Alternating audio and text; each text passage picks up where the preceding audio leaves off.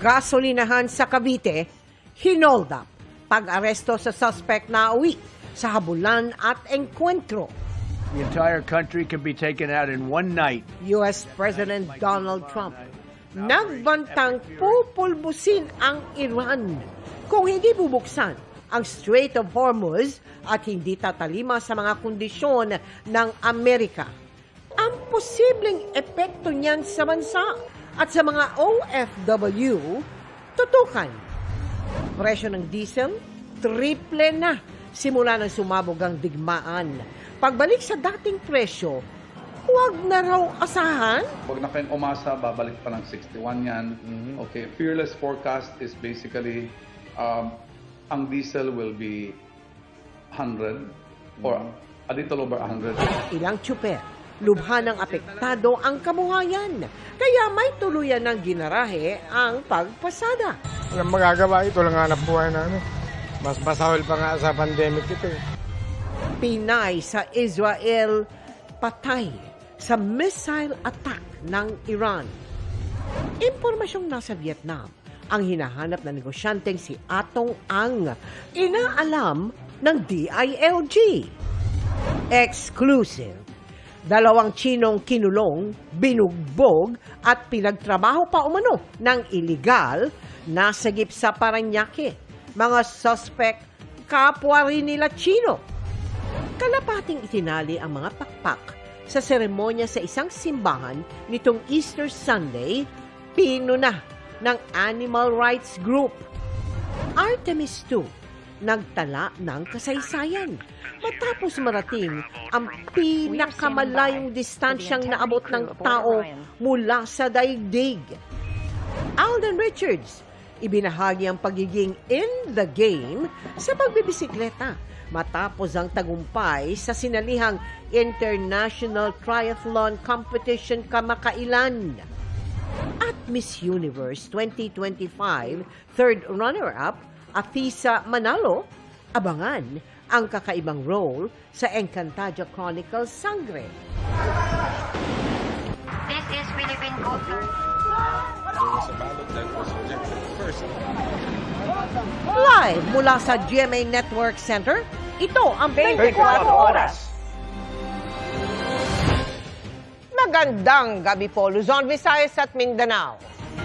Sa gitna ng walang prenong pagtaas sa presyo ng langis, huli camp ang pang-hold up sa isang gasolinahan sa General Emilio Aguinaldo, Cavite, kagabi. Ang isa sa mga suspect nakipagbarilan pa sa mga pulis. Huli rin ang kanyang kasabwat na isang menor de edad. Nakatutok si Ivan Mayrina. Ilang motorista nagpapakarga sa gasolinahang ito sa Barangay Poblacion 1, General Emilio Aguinaldo, Cavite, alas 7 kagabi. Nang dumating ang 2 sakay ng motorsiklo na ito at pumila na parang regular lang na customer. Bumaba ng motorsiklong 2 at humanap ng tiyempo. Habang abalang 2 pump attendant, doon na sila bumunot ng baril at ng hold up. Tinutukan ng baril ang 2 pump attendant at saka mabilis sa inagaw ang mga bag nilang naglalaman na maghapong kita bago sumibat. Naiwan naman ang mga biktima na humihingi ng saklolo. Hinabol ng pulisya ang mga suspect na umabot hanggang sa Alfonso, Cavite. Nagpaputok pa umano ang mga suspect pero hindi pumutok ang gamit nilang improvised shotgun. Nagtangka pong barilin ng mga patakas na suspect ang mga responding pulis, kaya napilitan po na magpuputok ang ating mga pulis. Gumanti ang pulisya at tinamaan sa balikat ang nagmamanehong suspect, kaya sumemplang ang motor. Inaresto siya, pero nakatakas ang kanyang kasabwat. Sobrang bilis daw ng takbo. Dahil nga po, gabi na ito, doon po ito talaga tumakbo sa masukal na lugar. At sabi nga, ay doon din daw po ito nagpalipas ng gabi. Sa pagpapatuloy ng follow-up operation kanina umaga, natunton ay isa pang suspect at nakipaghabulan sa mga pulis. Nagtago pa siya sa ilalim ng nakaparadang sasakyan, pero huli pa rin. Ayon sa Cavite Police, na-recover sa mga suspect ang halos 100,000 pisong cash na ninakaw nila. Pati ang ginamit na motorsiklo, improvised shotgun, 2 cellphone at 1 patalim. Sinusubukan pa namin makuha ang panig ng mga suspect. Sila po ay talamak sa pagnanakaw po sa Aklan area. Naik, Ternate, o sila po ba ay miyembro ng isang grupo na siya pong involved sa mga nakawan. Sinampahan na po sila ng kasong paglabag sa Republic Act 10591 or illegal possession of firearms at kasong pagnanakaw. Ivan Mayrina nakatutok, 24 oras. Kulang 15 oras na lang bago mapaso ang ibinigay na deadline ni US President Donald Trump sa Iran para makipagkasundong wakasan ang gera. Kapag hindi nangyari yan, asahan na raw ang complete demolition ng Amerika sa Iran. Ang posibleng epekto niyan sa bansa at sa mga OFW alamin sa pagtutok ni Chino Gaston. The entire country can be taken out in one night, and that night might be tomorrow night. Ipinag-utos ni US President Donald Trump ang malawakang pag-atake sa mga civilian power plant at mga tulay sa Iran kung hindi raw gagawa ng kasunduan ng Tehran para tapusin na ang giyera. 8 a.m. bukas, oras dito sa Pilipinas, ang itinakdang deadline ni Trump para sumunod ang Iran sa mga kondisyon ng Amerika. Hiling ni Trump sa Iran, isuko ang kanilang nuclear weapons at buksan ang Strait of Hormuz. They have till tomorrow. Now we'll see what happens. They're going to have no bridges. They're going to have no power plants. Pinal na raw ang deadline ni Trump, pero dati na rin niyang binago ang mga itinakdang deadline. Tumanggi naman siyang sabihin kung merong civilian targets. Very little is off limits. Are there certain kinds of civilian targets, though? I'm thinking schools I don't want to or tell you that. hospitals that you I don't want would to say tell you is that. off- We have a plan because of the power of our military, where every bridge in Iran will be decimated by 12 o'clock tomorrow night, where every power plant in Iran will be out of business, burning, exploding, and never to be used again. I mean, complete demolition by 12 o'clock. And it'll happen over a period of 4 hours if we wanted to. We don't want that to happen. Kasunod ng banta ni Trump, nananawagan ng Deputy Sports Minister ng Iran sa mga kabataan, mga atleta at cultural at artistic figures na bumuo ng human chain sa mga power plant sa kanilang bansa. Dagdag niya, war crime ang pag-atake sa pampublikong infrastruktura. Nauna na ring nagbabala tungkol dyan ang United Nations. They would constitute violations of international law. And I think whether something is a crime or not a crime would have to be decided by a court. But any attack on civilian infrastructure is a violation of international law, and a very clear one. Ayon sa isang security analyst, depende sa gagawing military action ng US ang magiging epekto ng mas malawak at malalang pag-atake ng US sa Iran. Lalo na kung magdi-deploy ng ground forces ang Amerika, talagang mangyayari lang yan talaga sa Iran. No? Pero ang hope lang natin na either hindi escalate ng Iran na isolado naman ang Strait of Hormuz, and first another possibility, baka rin bumigay na yung Iran, lalo na pag nakita nila pumasok na yung mga American Marines and yung mga airborne forces. Ayon sa isang ekonomista, kung matuloy ang pag-atake ni Trump, asahan na ang lalong pagtaas ng presyo ng produktong petrolyo, ang kaakibat na pagsipa ng presyo ng pangunahing bilihin at pagbagsak ng OFW remittances. Magkakatotoo yung sinasabi niya na bobombahin niya ang power plant ng Iran, ang water supply ng Iran. Hindi pwedeng hindi gaganti yung Iran kasi noon pa gumaganti na rin sila, no? At magiging mas malawak yung gera. Iniisip natin ano magiging epekto sa Pilipinas niyan. Mga 18% ng ating remittances are coming from the Middle East. At kung wala silang trabaho, wala rin silang sweldo. At ngayon nga, I understand, meron ding reports na marami ng mga Pilipino ang stranded dito sa Pilipinas na hindi makabiyahe papuntang Middle East. Nasa 800 ang bilang ng mga Pilipino sa Iran sa ngayon. Sa buong Middle East naman, aabot sa 2.2 milyon ang mga Pinoy. Sa mga nakalipas na linggo, nagpapatuloy ang isinasagawang voluntary repatriation sa mga Pilipino sa mga bansa sa gitnang silangan.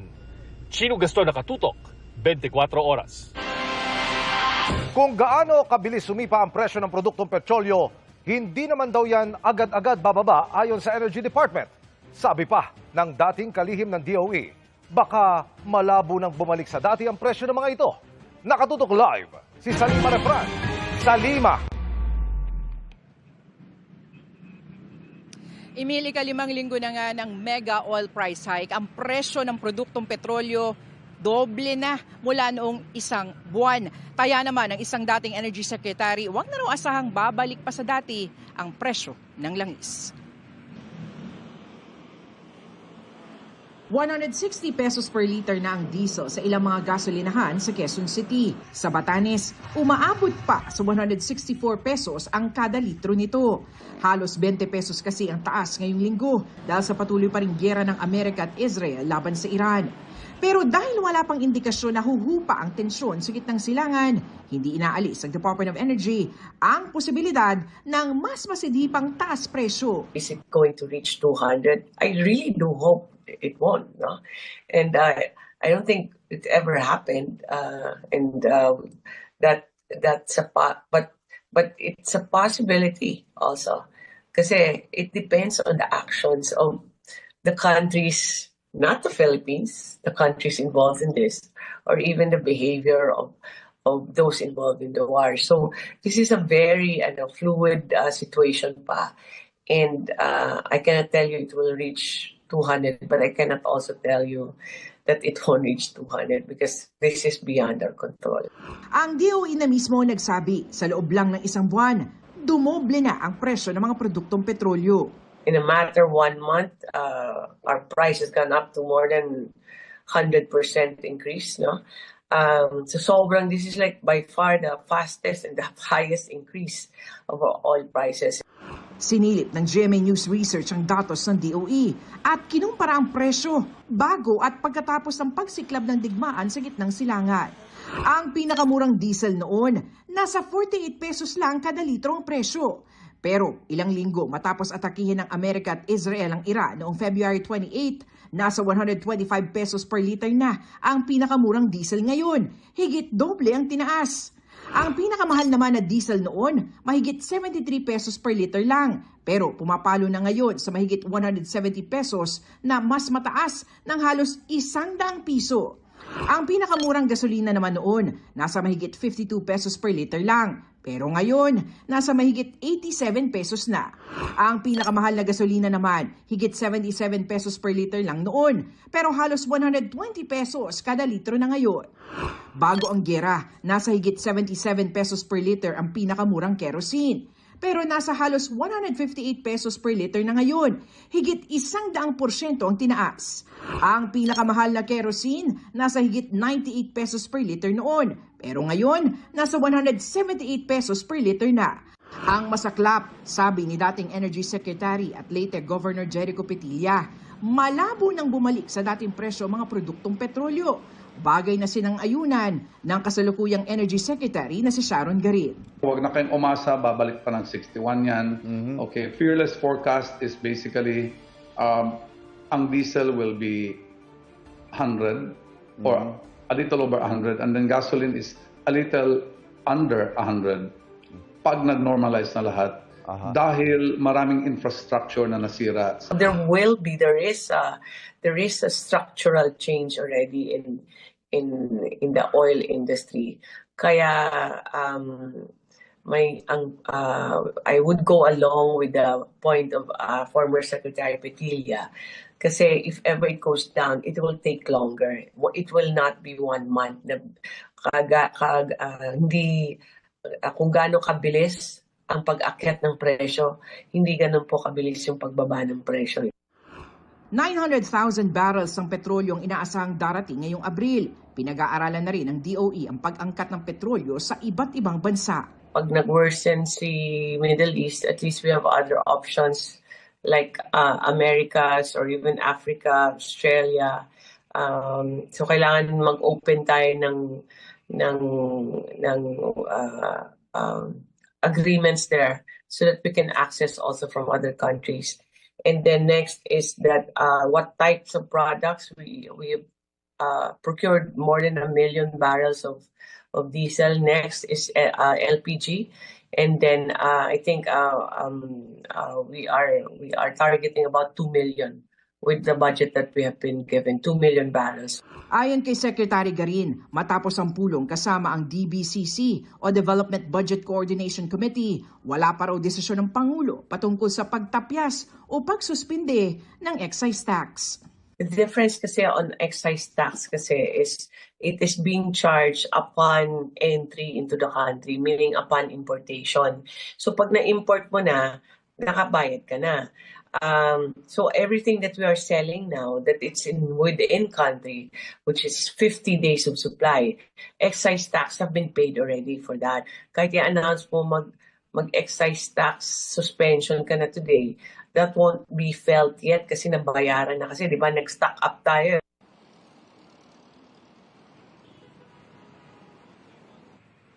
Emil, ayon nga sa Department of Energy, hintayin na lamang daw ang desisyon ng Pangulo patungkol sa pagtapyas o pagsuspinde ng excise tax. Pero hindi raw agad mararamdaman yan. Yan muna, latest mula nga dito sa Quezon City. Emil. Maraming salamat sa Lima Refran. Mas masahol pa sa pandemya. Ganyan kung ilarawan ng isang jeepney driver ang araw-araw na pasakit na kanilang pinapasan dahil sa kakarampot na kita mula ng magmahalang langis. Ang panaghuwe ng mga tsuper sa pagtutok ni Mark Salazar. Kada araw, pahirap ng pahirap ang laban ng mga tsuper. Silang pinakaunang pinadapa ng oil crisis. Ang pinakauna rin bang bibitaw? Tuwing bibiyahe po kami sa umaga, magulo yung isip namin kasi hindi namin alam kung tutuloy ba kami kasi ang taas ng diesel. Baka mapunta lang sa diesel yung ipapasada namin. Kung hindi naman kami tutuloy, hindi namin sure kung may pambibili kami ng pagkain bukas o sa susunod na araw. Kaya laban lang talaga. Laban lang, sabi nga ni EJ na pinasok na rin ang pagtitinda ng 3-in-1 coffee at cup noodles sa kanilang terminal sa Las Piñas para makadagdag. Dahil nga po sumapit sa ganitong sitwasyon na medyo mahirap po yung biyahe, kaya naisip ko po na mag-sideline para makadagdag din po sa income namin. Ayong kita ko po sa paninda na 250, 300, nakakadagdag po yun sa kinikita ko sa jeep. Yun yung binabudget namin. Nag-viral naman online ang tsuper na si Alan matapos tumirik ang kanyang jeep sa rutang Alabang-Zapote. Natuyuan siya ng diesel dahil tingi-tingi na siya kung magpakarga. Nakuna ng pasahero ang humahangos na si Alan para dumiskarte ng diesel habang hiyang-hiya sa mga naabala niyang pasahero. Kaya po ako sa mga pasaherong iba kasi bumaba na lang sila. Kasi siguro nainip dahil medyo matagal-tagal din ako kasi naghanap pa ako ng gasolinahan na magbibigay sa galon. Si Alan, si EJ at iba pang tsuper sa ruta nila ay nagte-take home na lang ng 250 to 300 pesos sa 12 to 14 hours na pasada. Sa totoo lang sir, yung kinikita namin ngayon, halos pangbili na lang talaga ng pagkain. Hindi tulad dati na kaya pang makapagtabi para makaipon. Ngayon po hindi na talaga kaya, napupunta na lang po sa diesel.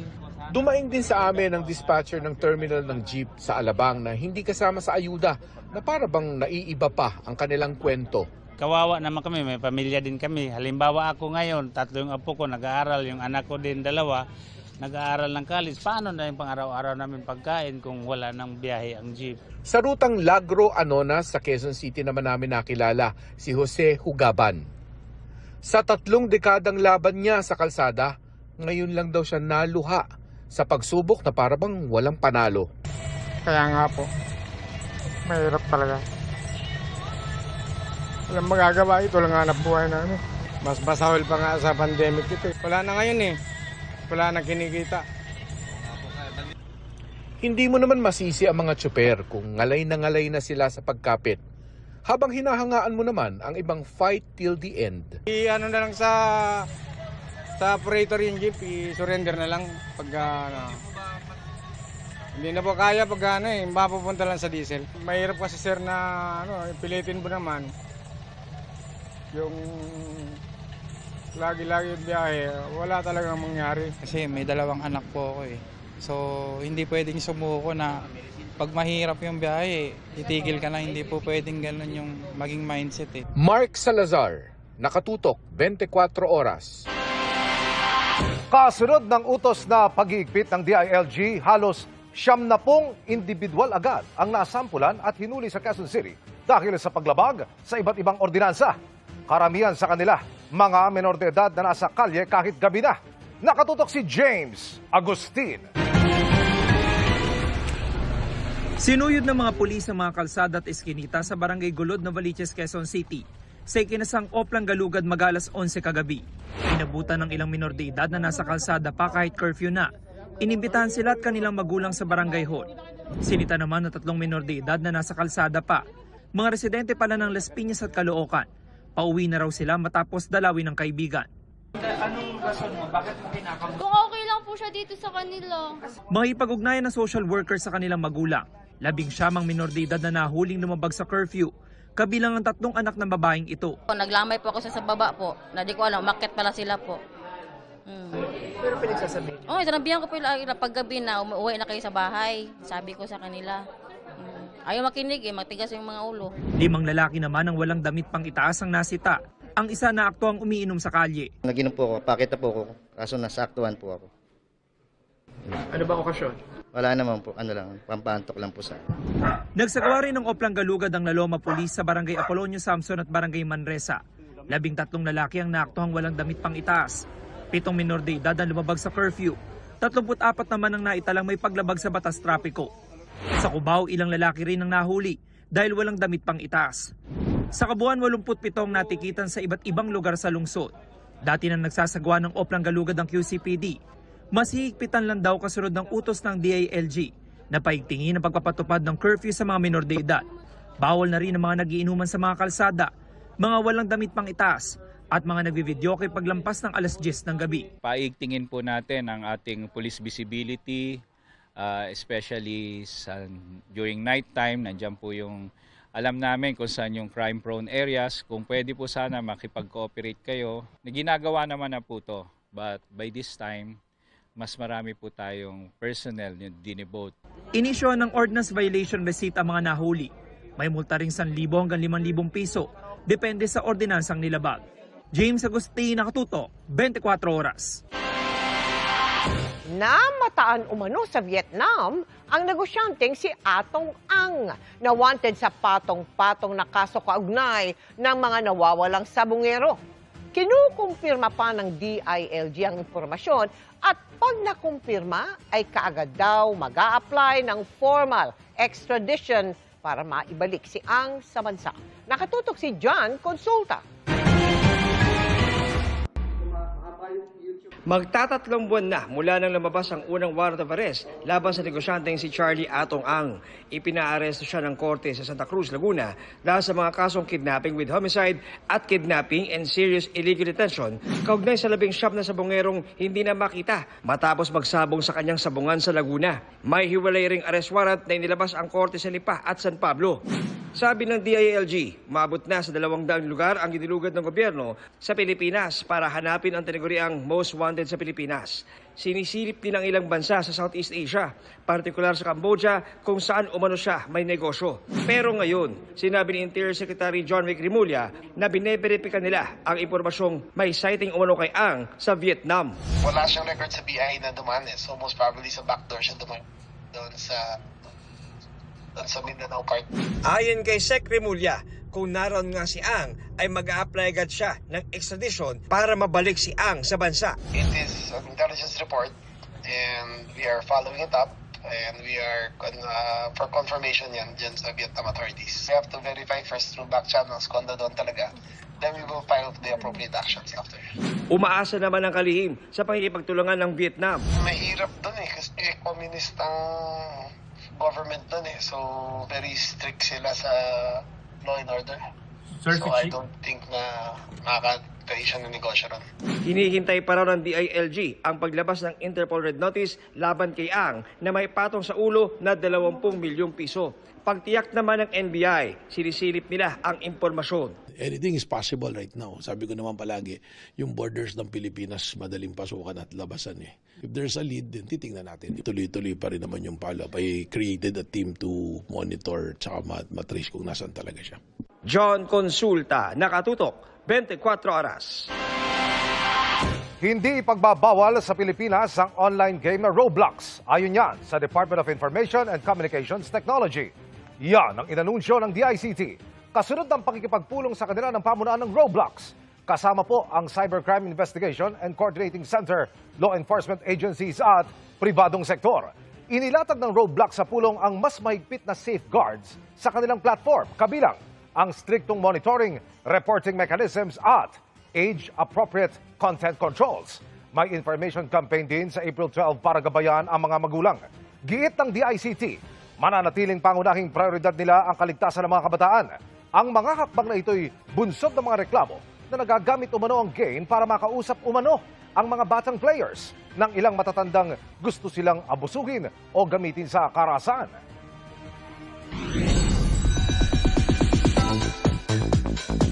Good evening mga kapuso! Busy man sa mga sunod-sunod na projects. Health is wealth pa rin ang mantra ni Sparkle star Sanya Lopez.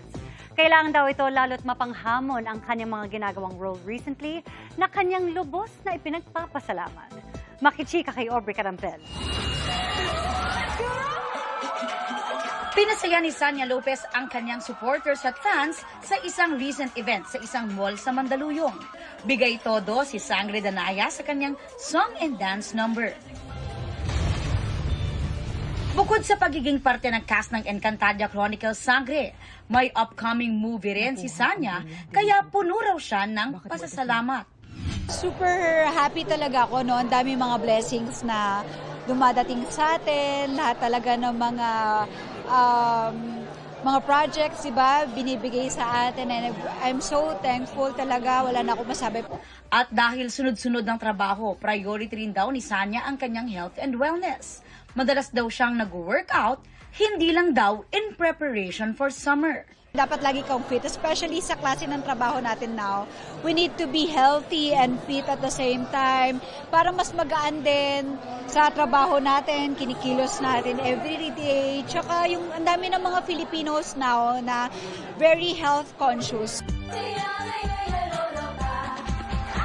Ibinahagi naman ni Sanya ang kanyang working experience kasama ang co-star sa movie na Midnight Girls, kung saan gaganap siya bilang isang entertainer sa Japan. Kasama niya sa movie sina Jody Santa Maria, Loisa Andalio at Jane Oineza. Super okay sila, kasi ang galing-galing nila makisama. I didn't expect that kasi I'm from other network, diba? Siyempre kapamilya sila, kapuso ako, siyempre nag-a-adjust din ako. Pero ang bilis rin nila mag-adjust. Alam mo yon, yung hindi nila pinaramdam na galing ka sa ibang network. So parang matagal na kami magkakaibigan. Sa ngayon ay exploring the beauty of China si Sanya. Sa Instagram, ibinahagi niya ang ilang snaps sa kanyang trip. Aubrey Carampel, updated sa showbiz happenings.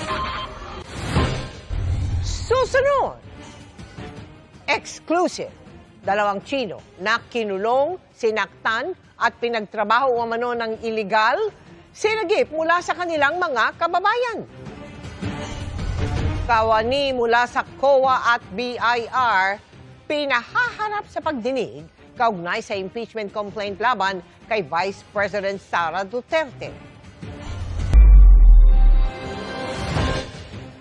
Pinagtrabaho na nga ng iligal, ikinulong at binugbog pa umano ang dalawang Chino na sinagip sa Parañaque. Ang mga suspect, mga kapwa rin nila Chino.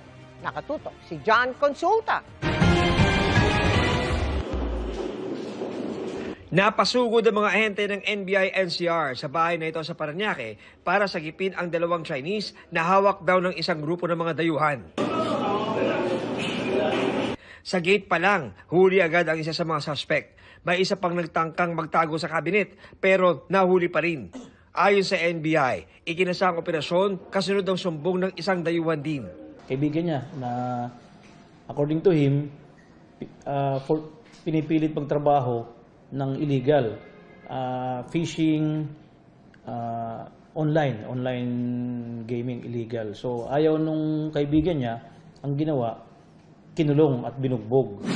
Ipinakita ng isa sa dalawang nasagip na biktima ang mga latay sa kanilang likod matapos ikulong at pahirapan umano ng kanilang mga sariling kababayan. Ipo-force labor pala nila, sinasaktan, ginugulpi nila at hindi pinapalabas Nangyari pa to mga ilang weeks na. At buti na lang may nagreklamo para matrace kung nasaan sila. 5 Chinese national ang arestado. Wala pa silang pahayag. Pinoproseso na ang 2 Chinese rin na nasagip sa operasyon. Patong-patong na kaso to, may kidnapping, serious illegal detention, tsaka yung serious physical injuries din. Ang penalty nito, kung hindi ako nagkakamali, 20 years and 1 day to 40 years yung pagkakakulong nito. At napag-alaman pa nga natin na yung mga 5 na to ay wala ng legitimate na papeles para manatili sa bansa natin. John Consulta, Nakatutok, 24 Oras. Matapos ang linggo-linggong mega oil price hike, sinabi ngayon ng Philippine Statistics Authority na sumipa ang inflation rate nitong Marso.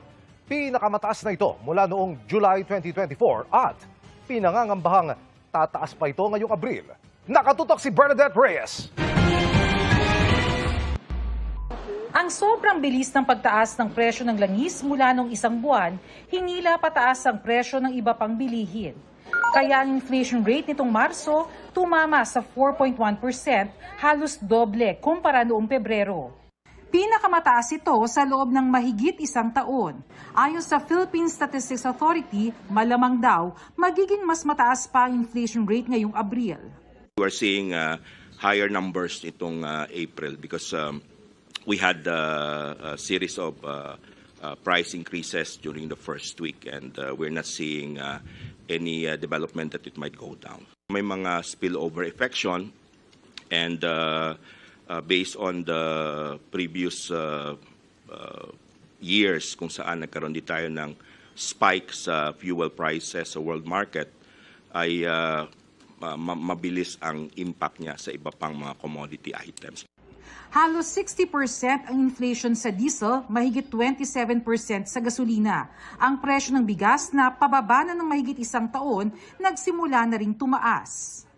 Sa pinakauling price monitoring na Department of Agriculture, umaabot na ng 57 pesos ang kada kilo ng well-milled rice. Yun namang premium o primera klase, lampas na ng 60 pesos kada kilo sa ilang pamilihan. Kaya naman lalo pang dumadami ang mga namimili ng benting bigas sa mga kadiwa centers gaya dito sa Bureau of Animal Industry. Pero limitado lamang ito sa mga piling sektor, kagaya na lamang ng mga PWDs, senior citizens, solo parents at mga miyembro ng 4Ps. Kaninang umaga, nagkabuhol-buhol ang pila sa Kadiwa Center dito sa Bai. Kaya maraming senior citizens ang nagrereklamo. Sumabay din po yung appointment, sumabay din po yung nakalista, sumabay din po yung walk-in, kaya po nagkagulo-gulo. Hinihikayat po namin na magpa-appointment system po sila. Mahirap po kasi nakakapagod lalo na kung wala kang upuan. Mabuti nakakaupo dyan sa may kahoy. Hindi na ako makatagal na nakatayong mga isang oras. Bakit inuulit-ulit na online? Kagaya sa amin, senyor, wala naman kayo alam na mag-online. Kagaya sa amin, kagaya sa akin, wala naman kong cellphone. Paano ko ma-online? Inalaw pa rin naman po natin yung mga walk-in. Yun nga lang po ay nilimitahan na natin dahil nga po gusto natin ay makita nila kung ano yung kagandahan nitong appointment system para nga po mas madali po yung proseso para sa kanila. Hindi ho nila kailangang magantay ng buong hapon. Hapon para lang po nila. Sabi ng Department of Agriculture o DA, dinagdagan na ang bigas na binibenta sa Kadiwa centers. Lahat ng in-establish na Kadiwa, supposed to be talaga lahat yan merong enough stock per day na talagang itinatakda nung ano. Pag minsan siguro,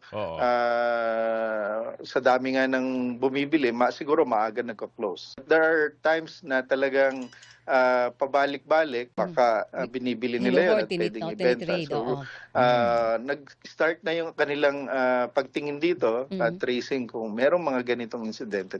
Ayon naman sa Samahang Industriya ng Agrikultura, isang grupo ng mga magsasaka na bawasan na ang mga nagbabiyahe ng gulay dahil sa taas ng presyo ng petrolyo. Naiipon yung mga gulay sa mga bagsakan dahil wala na masyado ring bumabiyahing mga trader o kung meron man, talagang medyo mahal at maraming nabubulakan po ng mga gulay. Bernadette Reyes, Nakatutok, 24 Oras. Inireklamo ng Presidential Communication Office sa Department of Justice ang social media page na nagpapakalat umano ng fake news para manakot. Babala pa ng PCO, hahabulin din ang iba pang magtatangkang manlito sa publiko sa gitna ng krisis sa langis. Nakatutok si Dano Tingkungko. Balita ukol sa energy lockdown, fake. Fuel shortage, fake. At emergency lockdown dahil sa COVID-19 Cicada variant, fake. Ilan lang yan sa mga post ng Facebook page na Malasakit News Pilipinas na inireklamo ng Presidential Communications Office o PCO sa Department of Justice dahil layon lang daw i-scam ang publiko o di kaya'y magdulot ng panic. These totally false posts involve a fabricated energy lockdown designed to scam the public into buying solar panels. Number 2, a manufactured fuel shortage meant to sow panic, an invented emergency lockdown of an imagined COVID-19 Cicada variant. We are asking the Department of Justice to investigate, determine the persons that fabricated them, and bring them to court. Kanina nagsampa na ang PCO sa Department of Justice ng reklamong paglabag sa Article 154 ng Revised Penal Code o paglathala ng fake news laban sa naturang Facebook page. All these posts are blatant lies and fabrications that fall under the definition of false news, the publication of which is deemed a crime punishable by up to 6 months imprisonment under Article 154 of the Revised Penal Code. And because it is committed online, the penalty is higher under the Cybercrime Prevention Act. Ang reklamo sa naturang social media page, buena mano ng katatatag lang na anti-fake news desk ng PCO kasabay ng paglunsad ng Oplan kontra fake news nitong Marso. Pinadalhan ng GMA News ng mensahe ang Malasakit News Pilipinas sa kanilang Facebook page para mahingan sila ng pahayag. Wala pa silang tugon sa ngayon. Hindi malinaw sa ngayon kung sino ang nagpapatakbo ng naturang Facebook page. Babala ng PCO, sample pa lang ito sa mas pinaigting nilang kampanya kontra fake news. Any attempt to mislead the public about the energy security, supply, or pricing to sow confusion will be treated as a serious offense. We will not let you get away with the crime. We will go after you and hold you to account. Dano Tingkungko, Nakatutok, 24 Oras. Abangan! Heat index o damang init sa Dumanga sa Iloilo, ilang araw nang nasa danger level. At Alden Richards in the game sa pagbibisikleta. Ang kanyang experience sa sinalihang International Triathlon Competition kamakailan. Dito lang sa 24 Oras.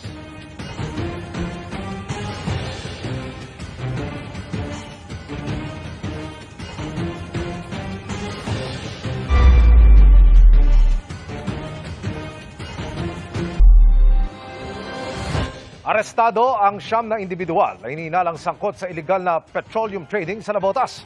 Ayon sa mga otoridad, walang maipakitang mga dokumento ang mga naarestong driver, helper at vessel captain. Nakumpiska sa operasyon ng isang fuel tanker na naglalaman ng nasa 15,000 liters ng diesel. Nakuha rin ng isang cargo vessel na gamit umano bilang isang makeshift depot at naglalaman pa ng 50,000 na litro ng krudo. Nagkakalaga ang mga yan ng nasa 9.75 million pesos. Nasa kustodiya na ng pulisya ang mga naresto na maharap sa asunto. Ilang subpoena pa ang inilabas ng House Committee on Justice para sa pagdinig nito sa April 14, kaugnay ng impeachment complaints laban kay Vice President Sara Duterte. Ang mga pinadalhan sa pagtutok ni Tina Panganiban Perez. Sa subpoenang ipinadala ng House Justice Committee, pinahaharap nila sa pagdinig sa April 14 si State Auditor Gloria Camora ng Commission on Audit o COA.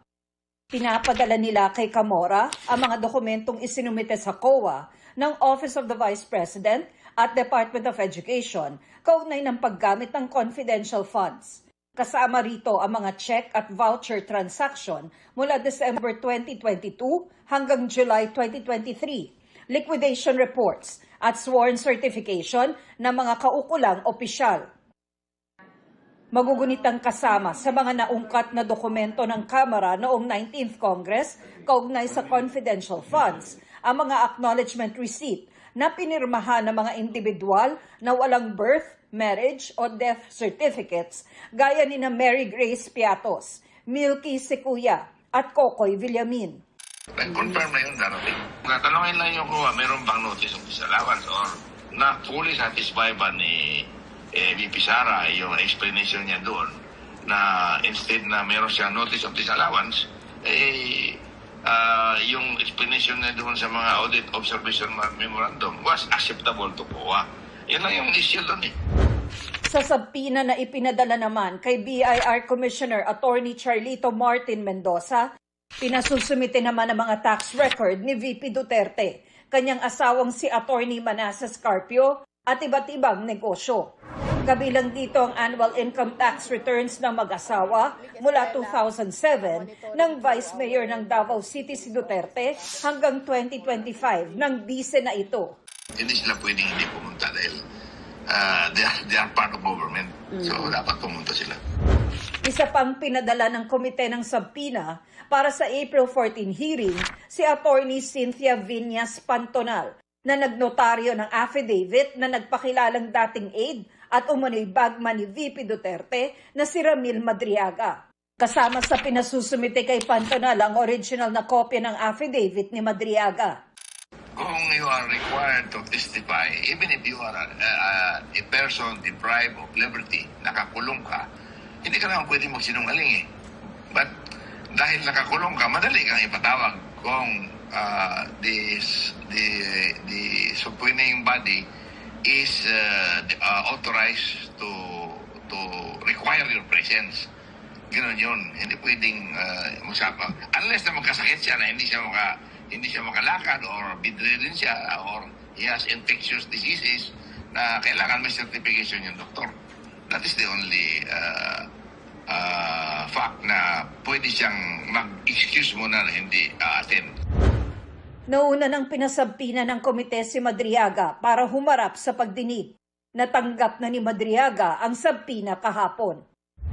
Idiniin sa mga sabpina na ang hindi pagsunod dito ay may katumbas na parusa sa ilalim ng batas. Tina Pangriban Perez, nakatutok, 24 oras.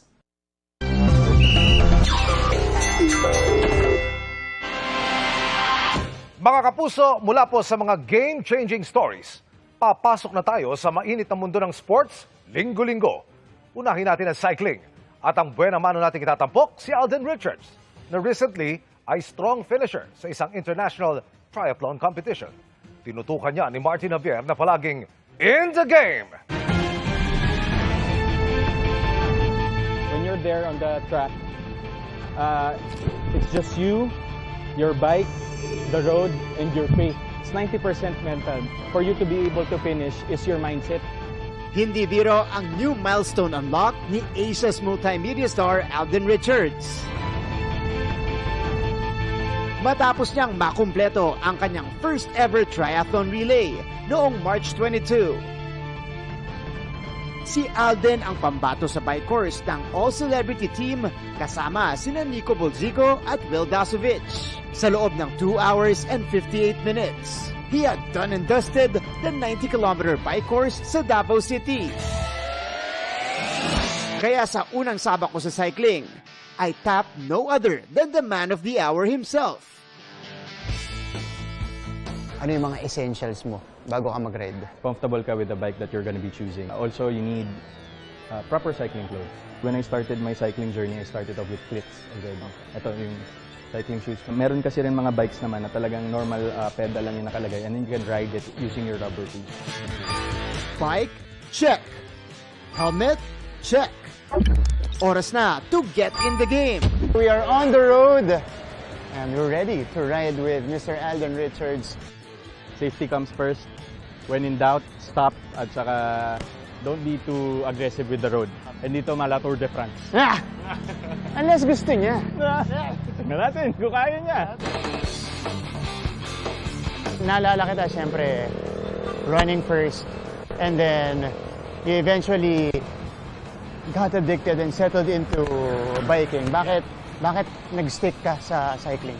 There's something about endurance sports kasi, well for me, most especially cycling, that keeps me sane.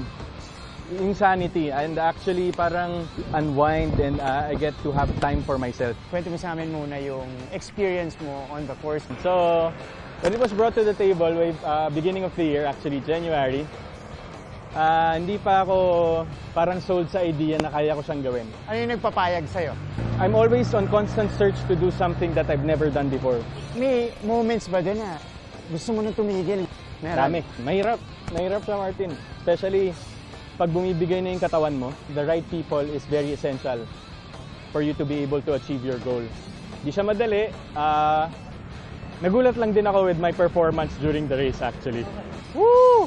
Sub 3! We're very proud na we ranked 9th place sa overall relay team out of the 80 teams that participated. And we ranked 8th with the all-male gender category. Taping to training at airport to track ang naging atake ni Alden sa kanyang last race. So, what's next on his triathlon journey? Sinabi ko sa sarili ko right after the race, and I even told my coach na gusto ko na ituloy. Ooh. Sayang yung momentum. So, I'll be doing my first triathlon next What? year. Full triathlon. Woo!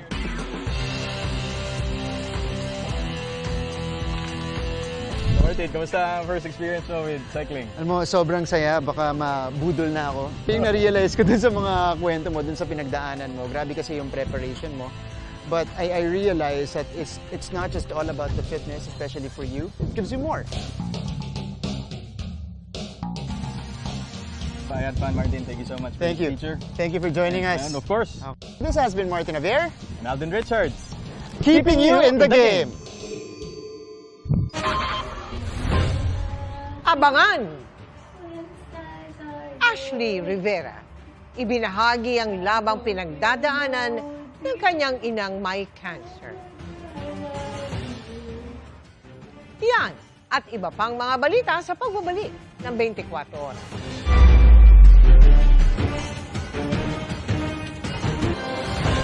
Mga hybrid electric car na made in the Philippines. Ito ang planong gawin ng isang kilalang car manufacturer sa bansa. Sa pagharap ng mga opisyal ng kumpanya kay Pangulong Bongbong Marcos, sinabi nilang nais nilang sumali sa Electric Vehicle Incentive Strategy Program ng gobyerno. Layo ng programa na mabawasan ang polusyon pati na rin ang dependence ng bansa sa inaangkat na langis. Ang plano, magtatatag ang car manufacturer ng hybrid vehicle manufacturing capability sa isang planta sa Santa Rosa, Laguna, ang kauna-unahan sa bansa. Sabi pa ni Finance Secretary Frederick Go, posible ring maging exporter ng mga hybrid na sasakyan ng Pilipinas. Ngayong abot hanggang sa mga kusina ang mahal ng presyo ng langis, nakahanap ng alternatibong paraan ng pagluluto ang ilang taga-Bontoc sa Mountain Province.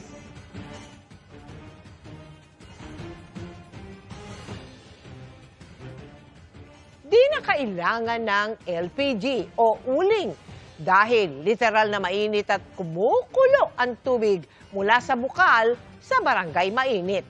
Ang mga residente na subukan ng maglaga ng itlog sa hot spring, doon na rin nila pinapakuluan ng ilang gulay.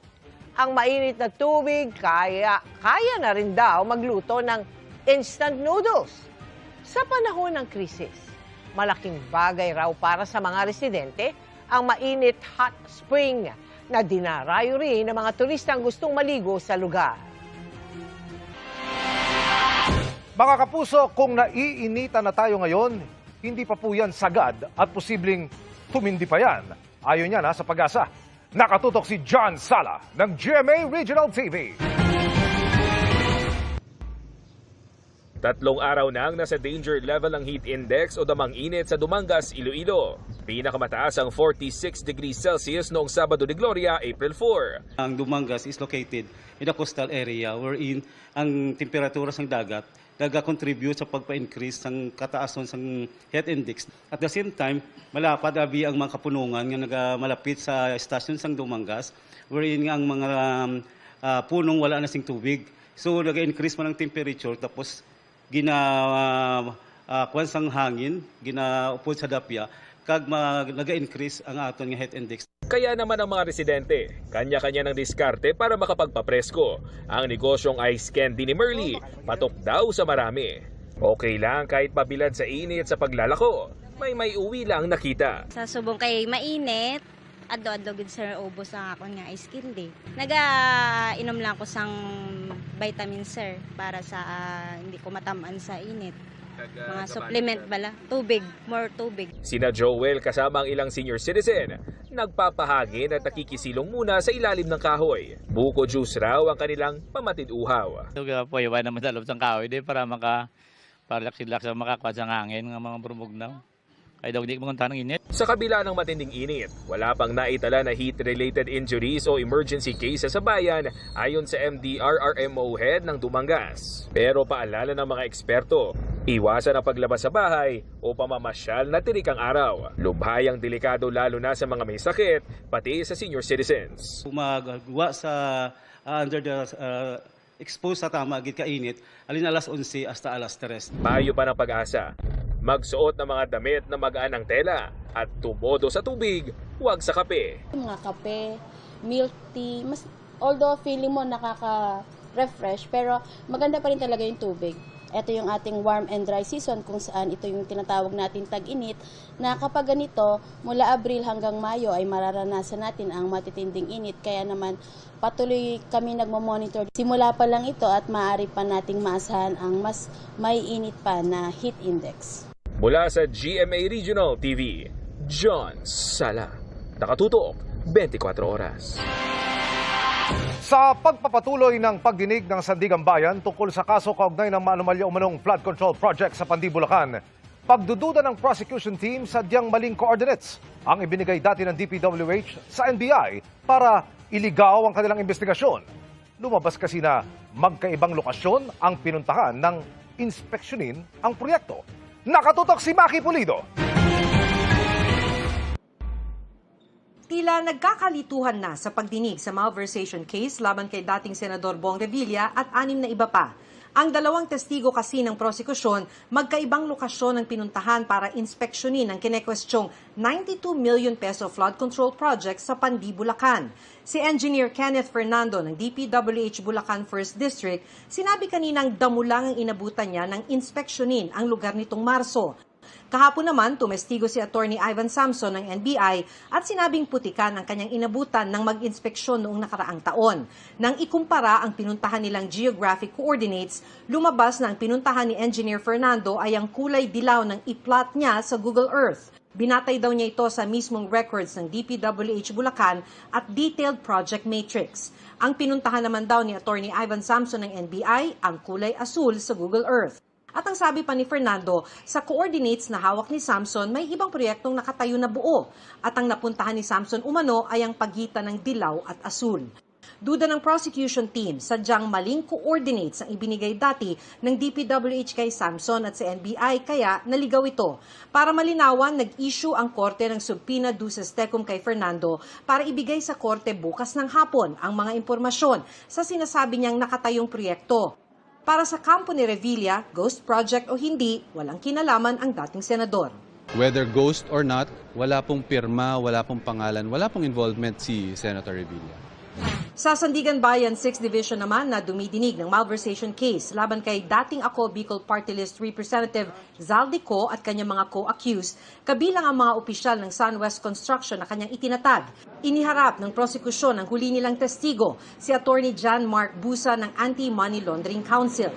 Lumabas sa investigasyon ng AMLC na batay sa recorded bank transactions, nakatanggap pa si Ko na aabot sa 802 million pesos mula sa SunWest mula sa taong 2019 hanggang 2025. Nangangahulugan daw na kahit nag-divest na si Ko ng interes mula sa kumpanyang itinatag niya ay beneficial owner pa rin siya ng SunWest. Sa June 2, magsisimula magpresenta ng ebidensya ang depensa. Hindi pa rin naaaresto hanggang ngayon si Ko na pinaniniwala ang nagtatago sa ibang bansa.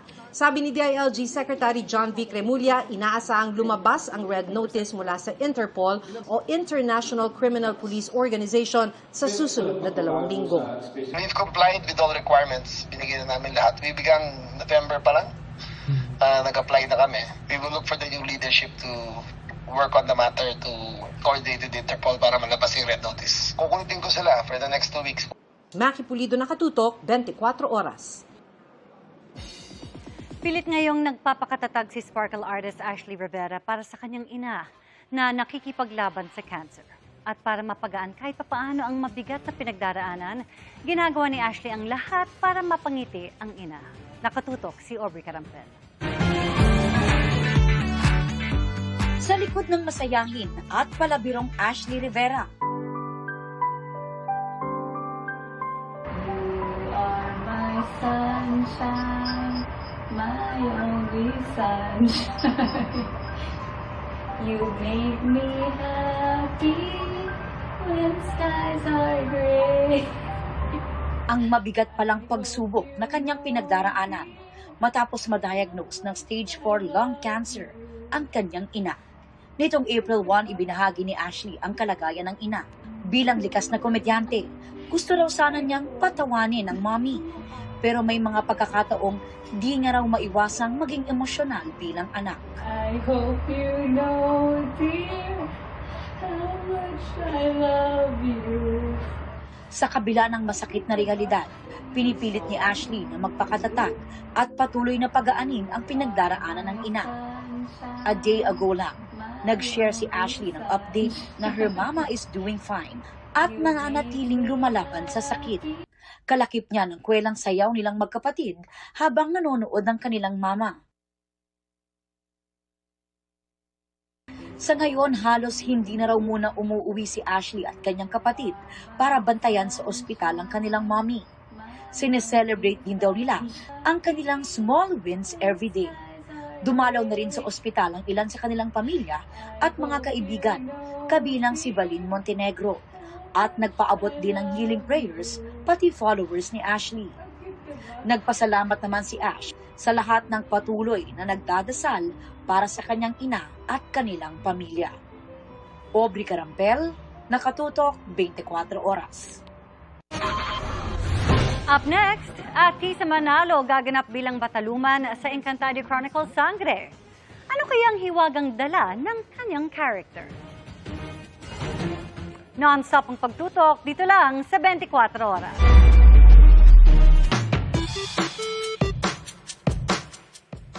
Magandang gabi mga kapuso. Ako po inyong Kuya Kim na magbibigay sa inyo ng trivia sa likod ng mga trending na balita. Sa isang palaisdaan sa Davao del Norte, may hindi inaasang parokyano ang tindahang ito. Hindi kasi ito tao, kundi isang ibon.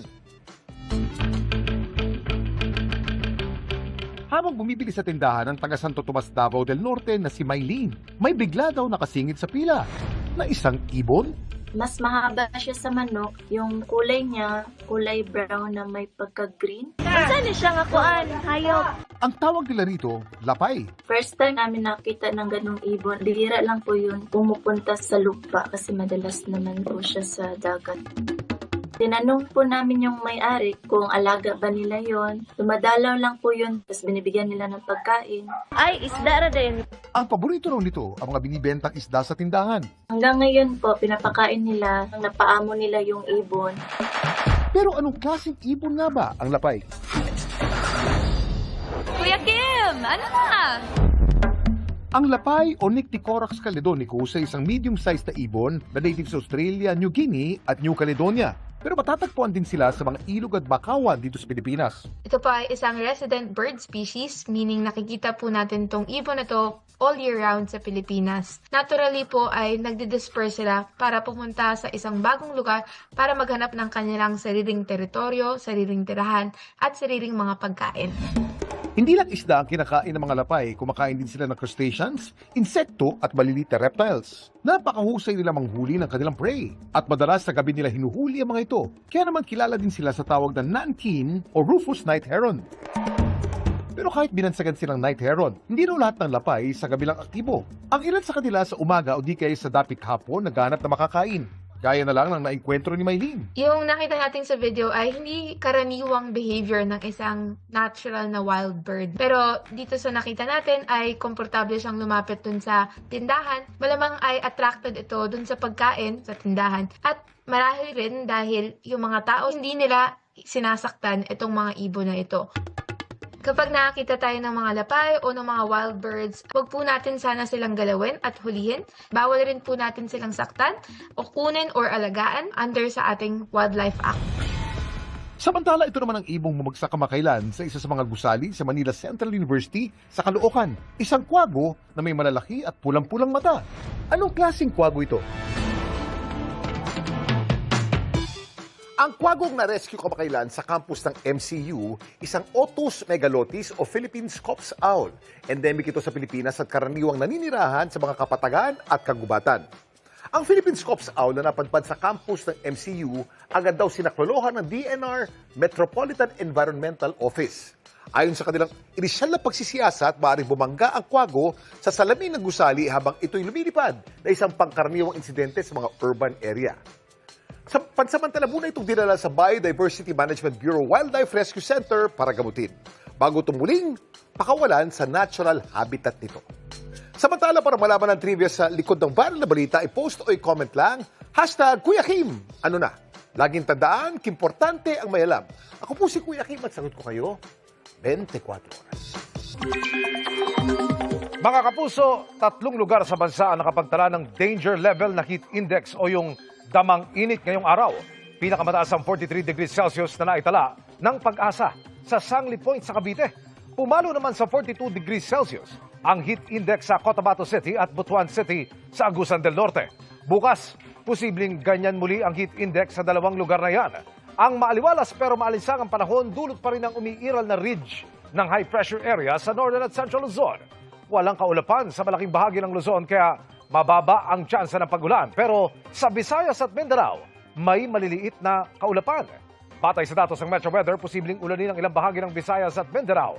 May tsansa ng malalakas na ulan sa northeastern Mindanao, kaya mag-ingat sa banta ng pagbaka at pagguho ng lupa. Mababa naman ang tsansa ng ulan sa Luzon at Metro Manila. Isang Pilipina ang nasawi sa missile attack sa Haifa, Israel nitong linggo ayon sa Department of Foreign Affairs. Kasamang nasawi ng Pinay ang kanyang asawang Israeli at kanyang mga biyanan. Ito ay ikalawang insidente ng pagkasawi ng isang Pilipino sa missile attack sa Israel mula nang sumiklab ang gulo sa Middle East.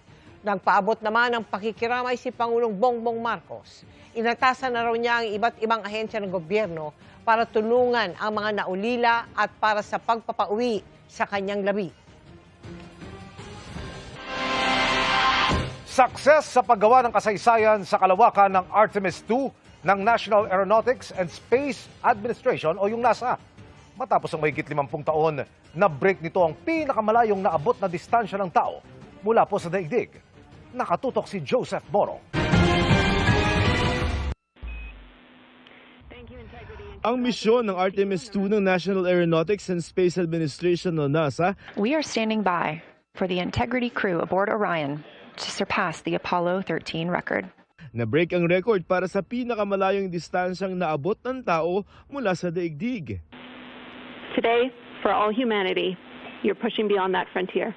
Yeah, from the cabin of integrity here as we surpass the furthest distance humans have ever traveled from planet Earth. We do so in honoring the extraordinary efforts and feats of our predecessors in human space exploration. Nasa 252,760 miles ang naabot ng Artemis II, mas malayo kumpara sa 248,655 miles na naabot ng Apollo 13 noong 1970. Mismong si US President Donald Trump ang kumausap sa 4 na astronauts para bumati sa kanila. Very special hello to Artemis II. Today you've made history and made all America really proud, incredibly proud. We'll establish a permanent presence on the moon and we'll push on to Mars. Ang Artemis II mission din ang kauna-unahang nakasilip sa tinatawag na dark side of the moon o yung bahagi ng buwan na hindi nakaharap sa mundo. Sa pagdaan nila dito, nasaksihan din ng Artemis II ang pag-eclipse o pagtakip ng buwan sa araw. Pambihirang pagkakataon niya na makita habang nasa kalawakan. Marami pang nakitang lunar features ng crew, mga katangian o anggulo ng buwan na di pa nakikita ng tao maging ng Apollo 13. Sa kanilang lunar flyby, pansamantala pang nawala ng signal ang Artemis II. We will see you on the other side. And we have confirmation of loss of signal of the Orion spacecraft as it flies behind the moon. We expect to regain communications with them in another approximately 40 minutes. Pero naibalik naman ito kalaunan. We are happy to say we copy. Ayon sa NASA, pabalik na sa daigdig ang Artemis 2. Inaasahang matatapos sa April 10 ang 10 araw na misyon ng Artemis 2, bitbit ang naitatak nitong kasaysayan sa kalawakan. Joseph Morong, Nakatutok, 24 Oras. Arestado ang 2 sospek sa mapangahas na pang-hold up sa isang babaeng rider sa gitna ng kalye sa Maynila. Ang biktima ay desididong magsampa ng kaso dahil bukod sa naranasang trauma ay nasaktan din daw ang kasamang pamangkin. Nakatutok si Ian Cruz. Habang nakahinto sa stoplight sa Mel Lopez Boulevard sa Tondo, Maynila, inold up ng 2 lalaki ang isang babaeng rider kaninang madaling araw. Armado ng patalim ang mga suspect. Ang isa, makailang ulit pang inambaan ng saksak ang biktima. Sa pilitan nilang kinuha ang mga gamit ng babae bago kaswal na umalis sa lugar. Ang video nag-viral ngayon. Kanina, iniharap ni Manila Mayor Isko Moreno ang mga nasa kote ng suspect. Naroon din ang biktima na di napigilang maging emosyonal. Pagpasensya mo na, meron pa rin mga malalakas ang loob na tulongges na gusto subukin ng Maynila. But I am happy that you are safe. More than anything else. Sino yung sasaksak sa'yo? Ito ba? Sino? Ito? Yung uundayan ka pa ng saksak? Kilala mo itong dalawang to? Yan yung nakita mo. Narinig ko rin po yung boses nila kanina. Sino po yun? Desidido ang biktima na kasuhan ng mga suspect. Bukod sa kanya, na trauma at nagka-injury rin daw ang kasamang pamangkin na tumalon sa motorsiklo na magdeklara ng hold-up ang mga suspect. Sana mo, mabulok sila sa ulungan. Kasi ang sakit-sakit po ng trauma na binigay nila. Dahil nanay ko po nag-aalala sa akin ngayon. Hindi ko po alam na mangyayari po sa akin to. Kaya sana makulong sila. Hindi ko sila patatawarin. Ayon sa Manila Police District, inangay ng mga suspect ang cellphone at 20,000 pesos ng biktima na pambayad sana ng bills. Itinuro nilang isang alias Dodong na pinagpasahan ng mga kinuhang cellphone at pera. Kasama ito sa pagpaplano ng gagawin nilang pang-hold up dun sa lugar. At ngayon, ongoing yung follow-up natin para mahuli natin itong si alias Dodong. Inihanda na ang reklamong robbery laban sa mga suspect. Gawa lang po ng gipit, sir. Kailangan mo ng pera? Oo, kaya para lang makita yung anak ko, sir. Sa nagawa ko sa tao na yun, pasensya na lang siya. Tawarin niya ako. Ian Cruz, Nakatutok, 24 Oras. Tinalakay na ng Korte Suprema ang mga petisyon na kumukwestiyon sa legalidad ng unprogrammed appropriations sa 2024, 2025 at 2026 national budget. Bagamat gawain rin naman daw ng ibang administrasyon ang paglalagay ng unprogrammed appropriations, sabi ng isang dating budget secretary, lubhang napakalaki raw ng mga unprogrammed appropriations sa nakalipas na 3 taon. Ang gate ng Solicitor General, hindi ito unconstitutional. Nakatutok si Sandra Aguinaldo. Sa oral arguments na isinagawa ng Korte Suprema ngayong araw, ilang issue ang nais masagot. Labag ba sa saligang batas ang unprogrammed appropriations sa national budget ng 2024, 2025 at 2026? Nagmalabis ba sa kapangyarihan ng Kongreso at ang Malacanang kaugnay sa unprogrammed fund? Illegal ba ang pagloba ng Special Road Fund ng Department of Public Works and Highways? Ilan dito sa tinukoy ng 4 na consolidated case na magkakahiwalay na isinampa na kumukwestiyon sa unprogrammed appropriations sa national budget. 4 na amicus curiae o friends of the court ang humarap sa mga maestrado. Ayon kay former Finance at Budget Secretary Benjamin Jokno, 1987 pa may unprogrammed appropriations o standby fund sa national budget pero sa ilalim ng kasalukuyang administrasyon, lumobo ang halaga nito. From 2005 to 2026, Congress approved unprogrammed appropriations exceeding those proposed by the President only 5 times.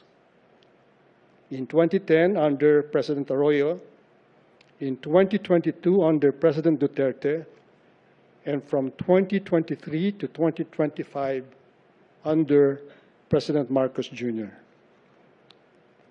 The increases over the last 3 years, however, have been particularly large. Ganito rin ang obserbasyon ni dating NEDA Director General Solita Monsod. Sabay-sabing ang unprogrammed appropriations, isa sa nagiging bagong anyo ng pork barrel. The new pork barrel system versus the PDAF, well, the new pork barrel system obviously is obscenely larger in scale. The unprogrammed appropriations was chosen as the place to hide the lump sum appropriations. In 2022, they started growing, and if you'll see that high point there, that's where unprogrammed appropriations started. Wow. They went up to 800 billion pesos, which is more than the budget department appropriations. Sabi naman ni former Senate President Franklin Drilon, hindi unconstitutional ang unprogrammed appropriations pero dapat mapupondohan lamang ito kung merong sobrang revenue ang gobyerno. Kung hindi, it also loses its character as a special appropriation and instead operates as a disguised general appropriations that may serve to expand the footprint of the original budget submitted by the President. In this perfect storm, Your Honors, the violation is not found in the text of the law, but in the arithmetic of its execution. si Solicitor General Darlene Berberabe ang kumatawan sa Malacanang at sa Kongreso. Sabi niya mahalaga ang unprogrammed appropriations at hindi ito unconstitutional. Unprogrammed appropriations give the government fiscal flexibility. They ensure that a windfall does not go undeployed while public needs go unmet. More importantly, the constitutionality of unprogrammed appropriations has already been ruled upon by the Honorable Court. Nagpaalala din si Berberabe sa separation of powers ng magkakapantay na sangay ng gobyerno sa gitna ng judicial review na hinihiling ng petitioners sa Supreme Court. Respect for the separation of powers demands the utmost wisdom of this Honorable Court. The invalidation of an entire legislative mechanism should not be done unless the petitioners have shown a clear and irreconcilable conflict with the Constitution. Ipagpapatuloy ang oral arguments sa April 21. Sandra Aguinaldo, Nakatutok, 24 Oras. Mariing inalmahan ng ilang animal rights group ang paraan ng paggamit sa isang buhay na kalapati sa tinatawag na salubong sa ginanap na misa noong Easter Sunday. Ang ibon ginamit para tanggalin ang itim na telang nakatakip sa mukha ng imahen ng Birheng Maria. Inunat ang pakpak nito at tinali gamit ang patpat at cable tie. Makikita rin ang napakaraming lobo na itinali sa naturang ibon. Sabi ng Philippine Animal Welfare Society, walang lugar ang ganitong mga klase ng animal cruelty sa mga religious celebrations. Hindi dapat may santabi ang kapakanan ng mga hayop na ginagamit sa ganitong mga paraan, ayon naman sa Animal Kingdom Foundation. Sinulatan nila ang simbahan at hininging isama nila sa kanilang ministry ang animal welfare education. Sinubukan namang kunin ng GMA News ang panig ng simbahan, ngunit tumanggi silang magbigay ng anumang pahayag.